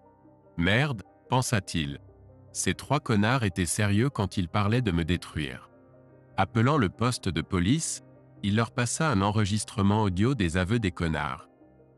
Je pense que nous avons tout noté, dit le détective Sparks. Je m'apprête à interroger les 3 suspects que nous avons arrêtés ce matin. Nous avons des preuves assez solides contre eux aussi. Il s'avère que ce sont des récidivistes, et c'est leur 3e délit. Le reste de la journée passa comme un flou alors que Ron faisait les arrangements pour les funérailles de Mark. Le service aurait lieu dans quelques jours, et comme il l'avait appris, son grand-père avait eu la prévoyance de payer d'avance ses funérailles et la parcelle funéraire, qui était à côté de celle de sa grand-mère. La pierre tombale était déjà en place, mais la date de décès de Mark devait y être ajoutée. Il contacta le cimetière et prit les dispositions nécessaires. Il trouva également l'ancien formulaire DD 214 de Mark indiquant qu'il était un vétéran de la guerre du Vietnam. Il contacta l'association des anciens combattants et, après avoir été renvoyé vers diverses autorités, réussit à prendre des dispositions pour les funérailles. Le drapeau avait déjà été commandé, et Ron apprit que son grand-père avait demandé qu'il lui soit remis. Les yeux de Ron se voilèrent quand il l'apprit. Le personnel de la maison funéraire fut très gentil et dit à Ron que tous les arrangements avaient déjà été pris. L'un des employés écrivit même une très belle nécrologie et inclut les noms des descendants de Mark après avoir reçu les informations de Ron. Votre grand-père était très respecté dans la communauté, Monsieur White, dit le directeur des funérailles. Je ne serais pas surpris de voir pas mal de personnes célèbres ici. Cela fait, Ron rentra chez lui et se détendit, informant Lisa de ce qu'il avait fait. J'ai vu Nicole aujourd'hui, dit-elle. Elle a dû subir plusieurs chirurgies au visage et au rectum. Elle est dans un très mauvais état en ce moment. Ouais, mais elle l'a cherché, dit-il. Ron, c'est toujours ta femme, dit Lisa. Plus pour longtemps, répliqua Ron. Personne ne l'a forcée à faire ce qu'elle a fait. Tu n'as pas entendu ce qu'elle m'a dit hier soir. Je n'ai plus aucun amour pour elle. S'il te plaît, Ron, dit-elle. Je ne m'attends pas à ce que tu la reprennes, mais s'il te plaît, ne laisse pas ses actions endurcir ton cœur. Je n'ai aucun sentiment pour elle en ce moment, dit Ron. Ne la laisse simplement pas te transformer en monstre, lui dit-elle. Au fait, ajouta-t-elle quelques instants plus tard, j'ai pris rendez-vous pour maman pour voir Marcus. Je l'emmènerai demain matin. Merci, Lisa, dit-il. Dis à Marcus que je paierai pour son divorce. Je le ferai, Ron, dit-elle. Je lui ai aussi dit que Nicole serait à l'hôpital pendant un moment. Il lui fera signifier les papiers là-bas. Ils terminèrent de parler et Ron prit un morceau à manger. Il ne se souciait pas du tout de ce qui arrivait à Nicole, mais Lisa avait remarqué quelque chose qui le dérangeait aussi. Était-il en train de se transformer en monstre? Ron espérait que non, mais il savait aussi que l'ancien Ron avait disparu pour toujours. Il finit par descendre dans son laboratoire, vérifiant ses signes vitaux et sa masse corporelle. Les résultats le satisfirent. Peut-être avait-il enfin trouvé la bonne formule. Ce soir-là, il décida de ne pas s'administrer une autre dose et à la place, se changea en tenue de sport. Il découvrit que l'activité physique le calmait de plus en plus et l'aidait à penser clairement. Les funérailles de Mark eurent lieu quelques jours plus tard et se passèrent bien. Selon le directeur des funérailles, plusieurs personnes célèbres vinrent présenter leur respect, y compris un sénateur américain à la retraite et plusieurs membres de la Chambre des représentants. Ils serrèrent tous la main de Ron et exprimèrent leurs condoléances. Ron prononça un éloge touchant et remercia tout le monde d'être venu. Après, ils se rendirent au cimetière pour le service funèbre. Ron décida de rester le dernier, alors il s'assit près de la tombe de Mark. Submergé par le chagrin, il commença à sangloter. Mark était plus que son grand-père. Il était son meilleur ami et confident. Mark l'avait toujours soutenu, même quand personne d'autre ne le pouvait. Ron sentit une main sur son épaule et leva les yeux pour voir Lisa, des larmes coulant sur son visage. « Il me manque aussi, dit-elle. » Il hocha la tête. « Pendant longtemps, il était la seule vraie famille que j'avais, » dit Ron. « Parfois, je me demande ce que je vais faire sans lui. »« Je sais, Ron, » dit-elle doucement. « Mais il n'est jamais vraiment parti, tu sais. Tant que tu te souviendras de lui, il sera toujours dans ton cœur. Et je te promets que je serai toujours là pour toi. »« Merci Lisa, » dit Ron. « Ça compte beaucoup pour moi. Comment va maman ?» Ron avait passé du temps avec elle plus tôt et l'avait serrée dans ses bras pendant qu'elle pleurait. Mais il avait été très occupé pendant la cérémonie et n'avait pas pu passer autant de temps avec elle et Lisa qu'il l'aurait souhaité. « Elle est triste, mais je pense qu'elle ira bien, » dit Lisa. Marcus a déposé les papiers pour son divorce et il sera soit à l'hôpital, soit en prison. Il prévoit d'arrêter tous les trois dans les prochains jours. Nicole a dit qu'elle voulait être là, mais je ne l'ai pas vue, dit-il. Eh bien, elle se rétablit, mais le CDC la garde en isolement pour le moment, expliqua Lisa. Il ne la laisse avoir aucun contact avec qui que ce soit pour l'instant. Je suppose que c'est une décision intelligente, dit Ron. Il jeta un coup d'œil à sa montre. Je dois vraiment y aller, dit-il. J'aimerais avoir une bonne nuit de sommeil. Ces derniers jours m'ont vraiment épuisé. D'accord, dit-elle. Ne sois pas un étranger. J'aimerais vous emmener toi et maman dîner ce week-end si ça te va. Ça me semble bien, dit-il avant qu'ils ne partent. Alors qu'ils marchaient vers leur voiture, le détective Sparks s'approcha d'eux. Je voulais juste vous présenter mes condoléances et vous tenir au courant, dit-il en serrant la main de Ron. J'apprécie cela, détective, dit Ron. Quoi de neuf? Eh bien, les 3 suspects que nous avons arrêtés chantent comme des canaris, expliqua le détective Sparks. Il s'avère que ce sont des récidivistes et cette affaire pourrait les envoyer en prison à vie. Les armes qu'ils avaient été volées. Donc l'affaire est close? Demanda Ron. À peu près, oui, dit Sparks. Et l'enregistrement de leur confession le confirme. Qu'en est-il de l'affaire de Lisa? Demanda Ron. Pour autant que je sache, le procureur a suffisamment de preuves pour les envoyer tous les 3 derrière les barreaux pendant très longtemps, dit le policier. Croyez-moi, ils seront vieux et gris avant de revoir l'air libre. J'espère que vous avez raison, dit Ron. Croyez-moi, ça fait l'affaire du procureur, dit Sparks. Bien sûr, ça aide que ce soit une année électorale et qu'il veuille être connu comme l'homme dur envers les criminels. Bien sûr, dit Ron. Ils se dirent au revoir et quittèrent le cimetière. Le lendemain au travail, son patron s'approcha de lui. Ron, il y a un homme du CDC ici pour vous voir, dit-il. Il vous attend dans la salle de conférence numéro 3. Merci, dit Ron. Il se nettoya et suivit son patron hors du laboratoire. Pouvez-vous me dire de quoi il s'agit? Demanda son patron. Pas maintenant, dit Ron.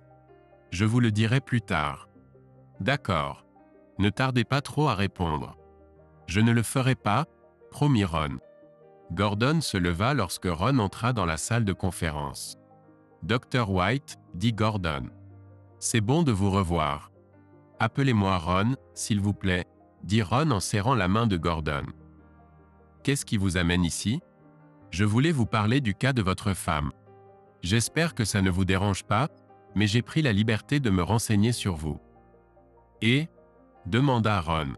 Je sais tout de vous, dit Gordon. QI de 215, membre de Mensa, 2 doctorats du MIT, multimillionnaire autodidacte. Assez impressionnant pour un homme de votre jeune âge. Vous êtes très respecté par tous vos collègues. Je comprends que vous avez un laboratoire chez vous. Certains gars bricolent des voitures, d'autres ont une cave d'hommes, dit Ron. Et moi, j'aime faire mes propres recherches. Surtout théoriques. Tout en conformité avec les réglementations et normes de l'OSHA. Qu'est-ce que tout cela a à voir avec les affaires de ma femme? Eh bien, nous la gardons en isolement pour le moment, expliqua Gordon. Elle se remet de ses opérations et nous avons commencé à effectuer des tests. Jusqu'à présent, nous n'avons rien trouvé qui expliquerait ce qui s'est passé. Je me demandais si vous pouviez nous aider à éclaircir ce qui s'est passé. Ron secoua la tête. Je ne vois pas comment je pourrais vous aider, dit-il à Gordon. Nous sommes certainement préoccupés par le grand public, dit Gordon.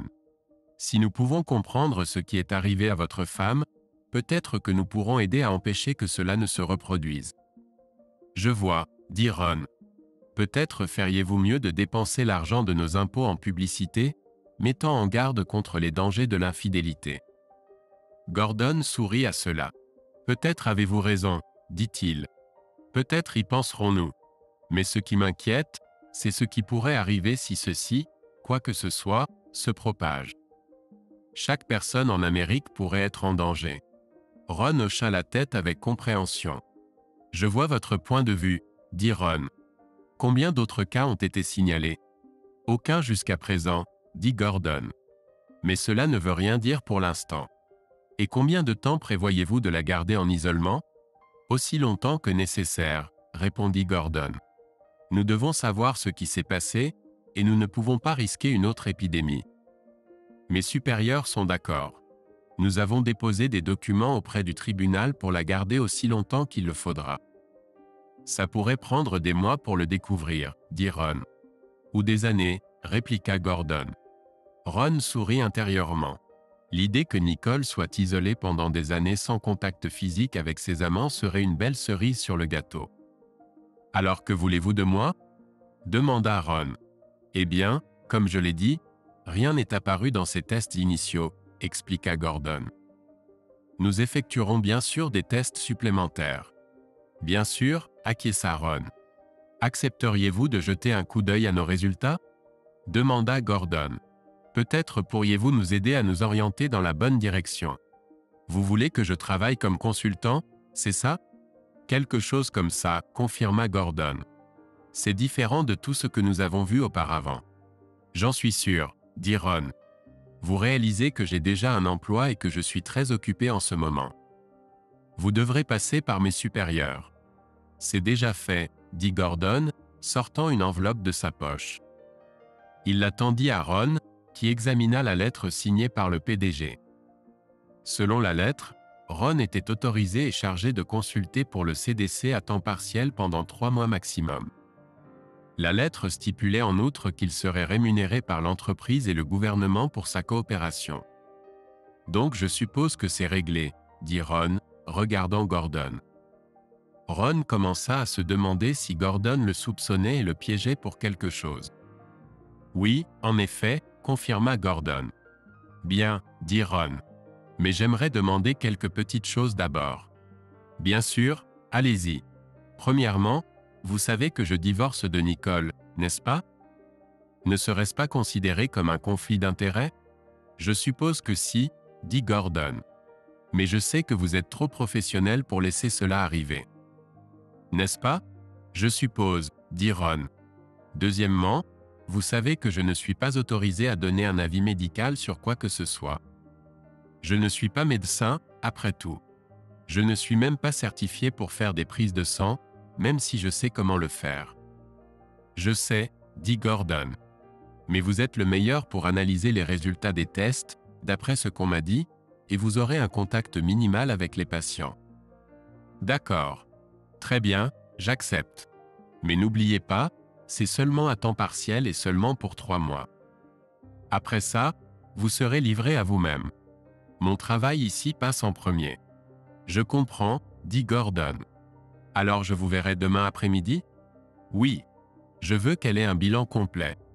Chimie sanguine, analyse d'urine, test sanguin, ADN, tout. »« D'accord ? Nous pouvons commencer tout cela cet après-midi, » dit Gordon. « L'ADN pourrait prendre un jour ou 2, mais nous le ferons en priorité. Je ne peux pas vous dire à quel point j'apprécie votre aide. Comme vous, Gordon, je ne veux pas que cela arrive à quelqu'un d'autre, » dit Ron.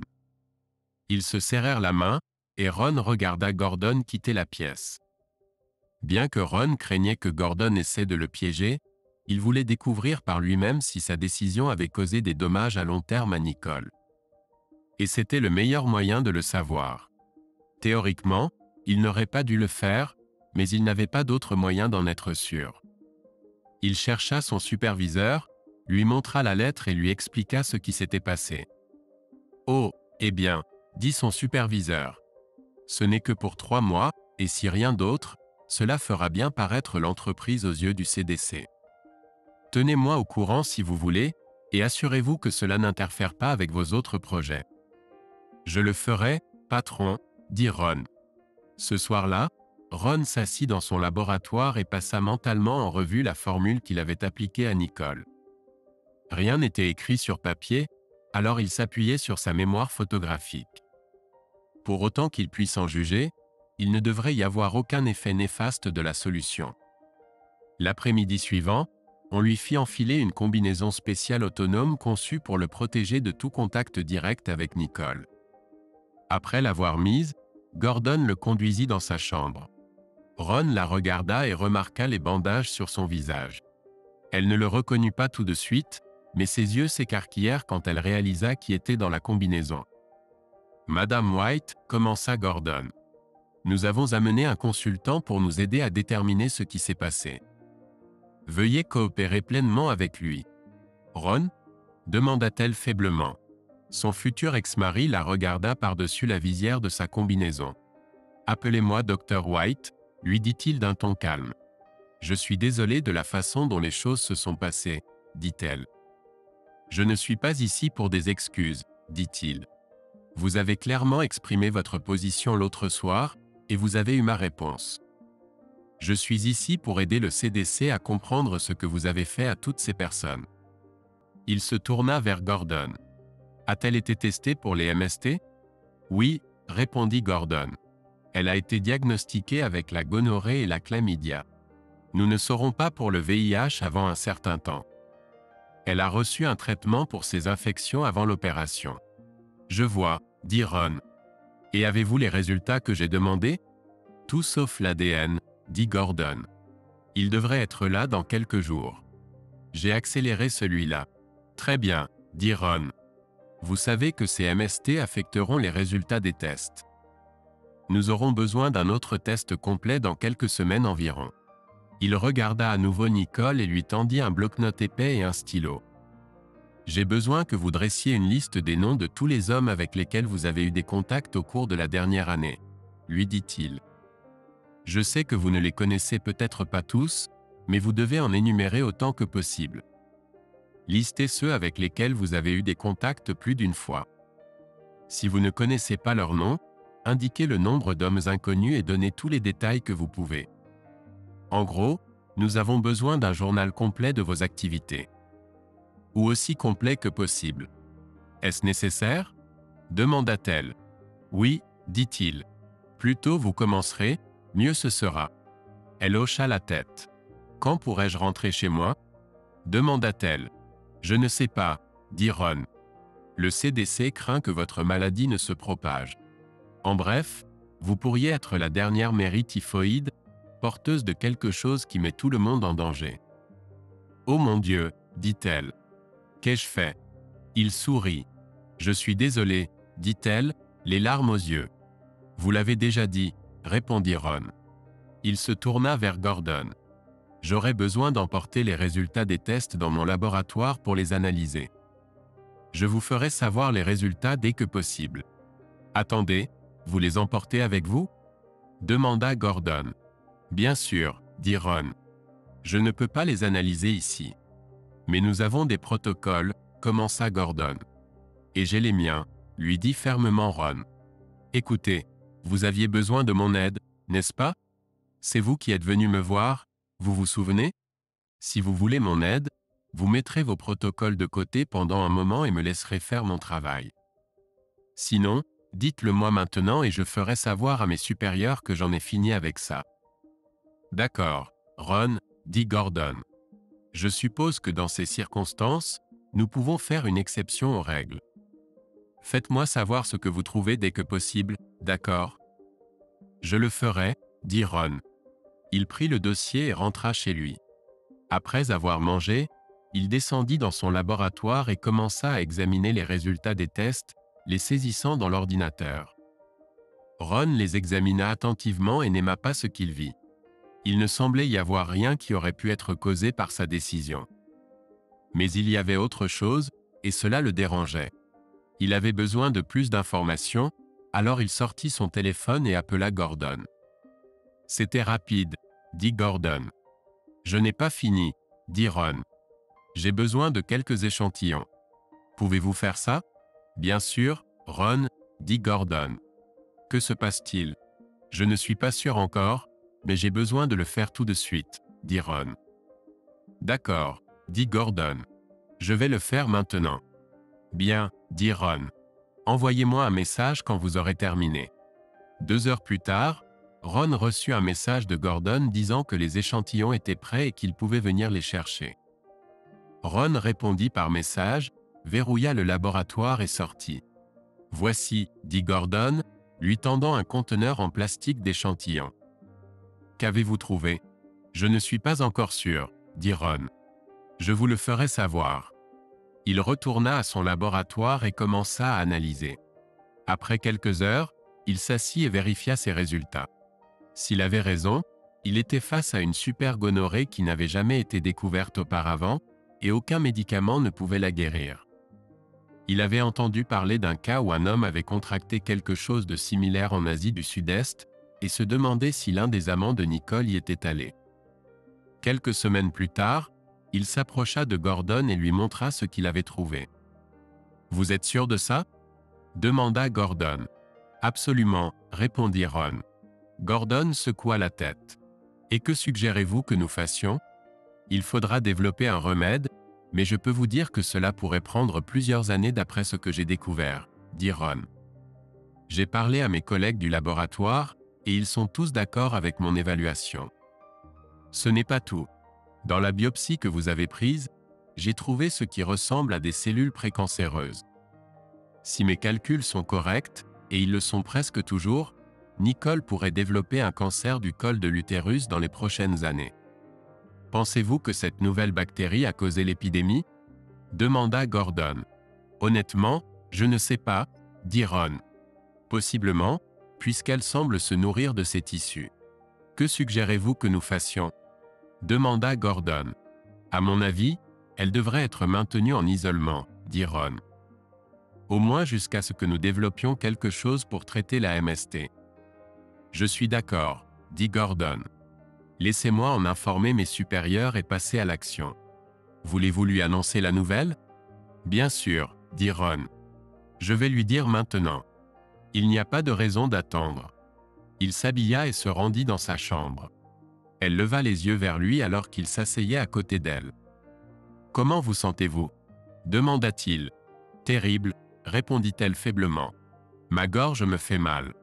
Ça fait mal quand je fais pipi, et quelque chose coule de moi. Qu'est-ce qui ne va pas chez moi ? Vous avez contracté une forme de gonorrhée que nous n'avons jamais vue auparavant, dit Ron. Il semble qu'elle est mutée. Nous pouvons ralentir sa croissance, mais il n'y a pas de remède pour le moment. Oh mon Dieu ! S'exclama-t-elle en pleurant. Qu'ai-je fait ? Vous vous êtes amusé avec les mauvais hommes, dit-il calmement. Vous savez, peut-être que certains des hommes avec lesquels vous vous êtes amusé sont d'Asie du Sud-Est, où ils sont allés récemment. Elle secoua la tête. Non, je ne les ai pas interrogés avant de les divertir, dit-elle. Que va-t-il se passer maintenant ? Eh bien, dit Ron, il semble que vous serez gardé en isolement jusqu'à ce que nous trouvions un remède. Vous ne pouvez pas être touché du tout. Et combien de temps cela prendra-t-il ? Demanda-t-elle. Ron haussa les épaules. Personne ne sait, dit-il. Ça pourrait prendre des années. Des années ? S'exclama-t-elle. Je ne peux pas faire ça. J'ai des cours, des choses à faire. Je pense que vos années universitaires sont terminées, dit Ron. Elle secoua la tête. Non, je ne peux pas faire ça, dit-elle. Il y a autre chose, dit Ron. Autre chose ? Merveilleux, dit-elle d'un ton sarcastique. Quoi ? Si j'ai raison, et vous savez que j'ai presque toujours raison, vous aurez un cancer dans quelques années, dit-il. Elle commença à sangloter. Je ne supporte pas de ne pouvoir toucher personne. Tout ce que je fais, c'est rester allongé ici et regarder la télévision. Il ne me laisse rien toucher avant que je ne mette des gants. À ce moment-là, Gordon apparut à la porte, vêtu de sa combinaison de protection. Vous serez dans un endroit sûr où l'on prendra bien soin de vous, dit-il. C'est la seule chose que nous puissions faire. Maintenant que nous savons ce qui se passe, nous pourrons vous surveiller de près. Et si, comme le dit le docteur White, vous développez un cancer, nous pourrons le détecter tôt et nous en occuper. Et toutes mes affaires ? Demanda-t-elle. Vous vivrez dans un appartement d'une chambre avec toutes les commodités, dit Gordon. Bien sûr, vous ne pourrez pas avoir de visiteurs de toute façon, mais c'est beaucoup plus confortable qu'ici. Si vous voulez, nous pouvons y apporter vos affaires. Bien sûr, vous n'aurez pas besoin de voiture ni de rien de ce genre, et des vêtements vous seront fournis. Et, dit Ron, il se trouve que je sais que les cours restants peuvent être suivis en ligne. Vous devrez peut-être reprendre certains cours à cause du temps perdu. Si vous voulez, je peux m'en occuper. S'il vous plaît, faites-le, dit-elle, si ce n'est pas trop difficile. Pas de problème, dit Ron. Elle le regarda, les larmes aux yeux. À ce moment-là, Gordon avait quitté la pièce et il pouvait parler en privé. « Je suis désolé, dit-elle. Ron hocha la tête. « Je sais, dit Ron. Pourrais-je un jour vivre une vie normale à nouveau ?» demanda-t-elle. « Je ne sais pas, dit Ron. Peut-être que oui, peut-être que non. Tout ce que vous pouvez faire, c'est vivre un jour à la fois.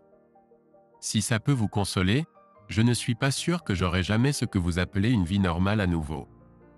C'est juste comme ça que sont les choses. Vous savez, si vous m'aviez simplement été fidèle, vous ne seriez pas dans cette situation. » « Je sais, dit-elle. Alors dites-moi pourquoi, demanda-t-il. Pourquoi m'avez-vous trompé le jour de notre mariage? Pourquoi avez-vous continué à me tromper? Votre père était très insistant, dit-elle. Plus tard, ils sont venus me voir et ont dit qu'ils avaient des photos et des vidéos et qu'ils vous les montreraient si je ne faisais pas ce qu'ils voulaient. Au début, je détestais ça, mais au fil du temps, j'ai commencé à aimer de plus en plus. C'est devenu une sorte de jeu. Vous connaissez la suite. Pensiez-vous tout ce que vous avez dit l'autre soir? Demanda-t-il. Sur le moment, oui, dit-elle. Mais je ne le pensais pas vraiment. À ce moment-là, je voulais juste vous blesser. Je suis désolé. Vous l'avez déjà dit, lui dit Ron. Cela signifie-t-il que vous allez divorcer? Demanda-t-elle. Oh, que oui, dit-il. Elle hocha la tête avec compréhension. Je comprends, dit-elle. Allons-nous nous revoir un jour? J'en doute, dit-il en se levant. Je m'occuperai de vos affaires et de vos cours. Je surveillerai vos progrès, mais ne vous attendez pas à me voir ou à entendre parler de moi à nouveau. Au revoir, Nicole. Je vous ai aimé autrefois. Je pensais que vous deviez aller gâcher ça. Au revoir, Ron, Dr. White, dit-elle. Il sourit et quitta la pièce. Gordon le rencontra à l'entrée de la chambre. « Ça va, Ron ?» demanda-t-il. « Oui, je vais parfaitement bien, » dit Ron. « Je vous ferai savoir quand nous l'aurons installé, » dit Gordon. « Je comprends que votre entreprise dirigera le développement d'un traitement pour cette maladie. On m'a également dit que vous le dirigerez. Bonne chance. » « Merci, » dit Ron en sortant. Alors qu'il rentrait chez lui, il réfléchit à ce qui venait de se passer. En ce qui concernait Nicole, elle était hors de sa vie et ne pourrait plus jamais vivre une vie normale à cause de ses actions. Épilogue. Le divorce se déroula sans heurts, surtout après que le juge eut appris que Nicole était la même femme dont l'infidélité avait fait souffrir 40 hommes. Les affaires pénales contre Bob, George et John passèrent par tout le système judiciaire, mais ils furent finalement reconnus coupables de toutes les charges et reçurent des peines allant de 35 ans à la perpétuité. Les choses n'allaient pas bien pour George et John, et un matin, ils furent retrouvés morts. Bob subit plus tard le même sort. Le divorce de June eut également lieu et fut finalisé au moment où Bob alla en prison. Ron et Lisa créèrent un fonds fiduciaire pour elle et lui apprirent à gérer ses propres finances. 6 mois après le divorce, Lisa la présenta à un médecin célibataire de quelques années son aîné, et ils commencèrent à sortir ensemble. 1 an plus tard, ils étaient mariés. « Prenez soin de ma mère », avertit Ron avec un sourire lors du mariage. « Oh, je le ferai, » dit-il. « Je vous le promets. » En raison de la taille considérable de la succession de Mark, l'homologation prit presque 1 an, mais une fois finalisée, Ron et Lisa se retrouvèrent bénéficiaires d'une énorme somme d'argent. Ils n'avaient toujours pas décidé quoi faire de tous les biens immobiliers, mais ils acceptèrent de vendre la maison où ils avaient grandi après le remariage de leur mère. Lisa finit par épouser le bonhomme, qui s'avéra être un infirmier de l'hôpital où elle travaillait. Ron la conduisit à l'hôtel. À son insistance, elle et son nouveau mari emménagèrent dans l'ancienne maison de Mark. Ron continua à travailler sur sa formule personnelle et la déclara prête à l'emploi environ 6 mois après son divorce d'avec Nicole. Ron passa par toutes les formalités juridiques pour s'assurer que l'entreprise ne puisse pas s'approprier les bénéfices et s'occupa de trouver les bons clients. Il était toujours réticent à diffuser le médicament au grand public, mais il trouva une entreprise qui maintenait le bon prix. Après de longues négociations avec les propriétaires, il visita le camp et observa son fonctionnement. Il fut convaincu lorsqu'il assista à une cérémonie de brûlage d'une effigie d'une épouse infidèle.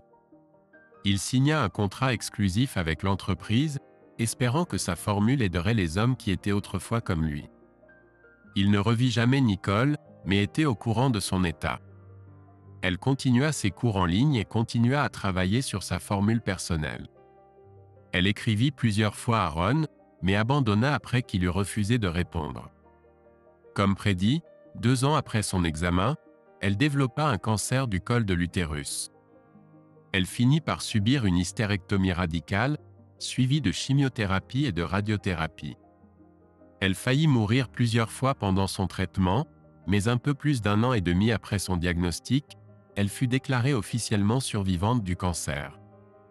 Redevenant comme son ancien moi, elle luttait pour passer chaque journée, mais retrouva progressivement ses forces. Elle continua à être traitée pour sa gonorrhée mutée, mais il semble que la plupart aient été détruites par la chirurgie et la radiation. 2 ans après son traitement contre le cancer, une formule fut trouvée pour traiter la nouvelle souche de gonorrhée. 1 an plus tard, elle fut approuvée par la FDA. 1 an après son divorce d'avec Nicole, Ron assista à une convention Star Trek organisée dans sa ville. Il décida de se déguiser en Klingon juste pour s'amuser. Là, il rencontra une charmante rousse nommée Belinda, qui était également déguisée en Klingon. Ils passèrent le reste de la convention ensemble et commencèrent à sortir ensemble. Il s'avéra qu'elle venait de divorcer d'un mari infidèle qui l'avait maltraitée. Comme lui, elle avait un QI de génie et était membre de Mensa.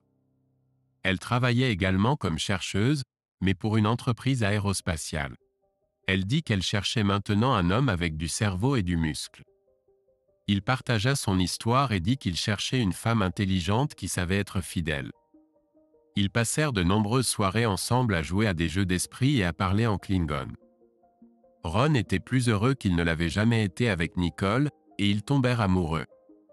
Un soir, Ron la demanda en mariage et fut surpris lorsqu'elle non seulement accepta, mais exigea qu'il fasse d'elle sa femme le soir même. Fin.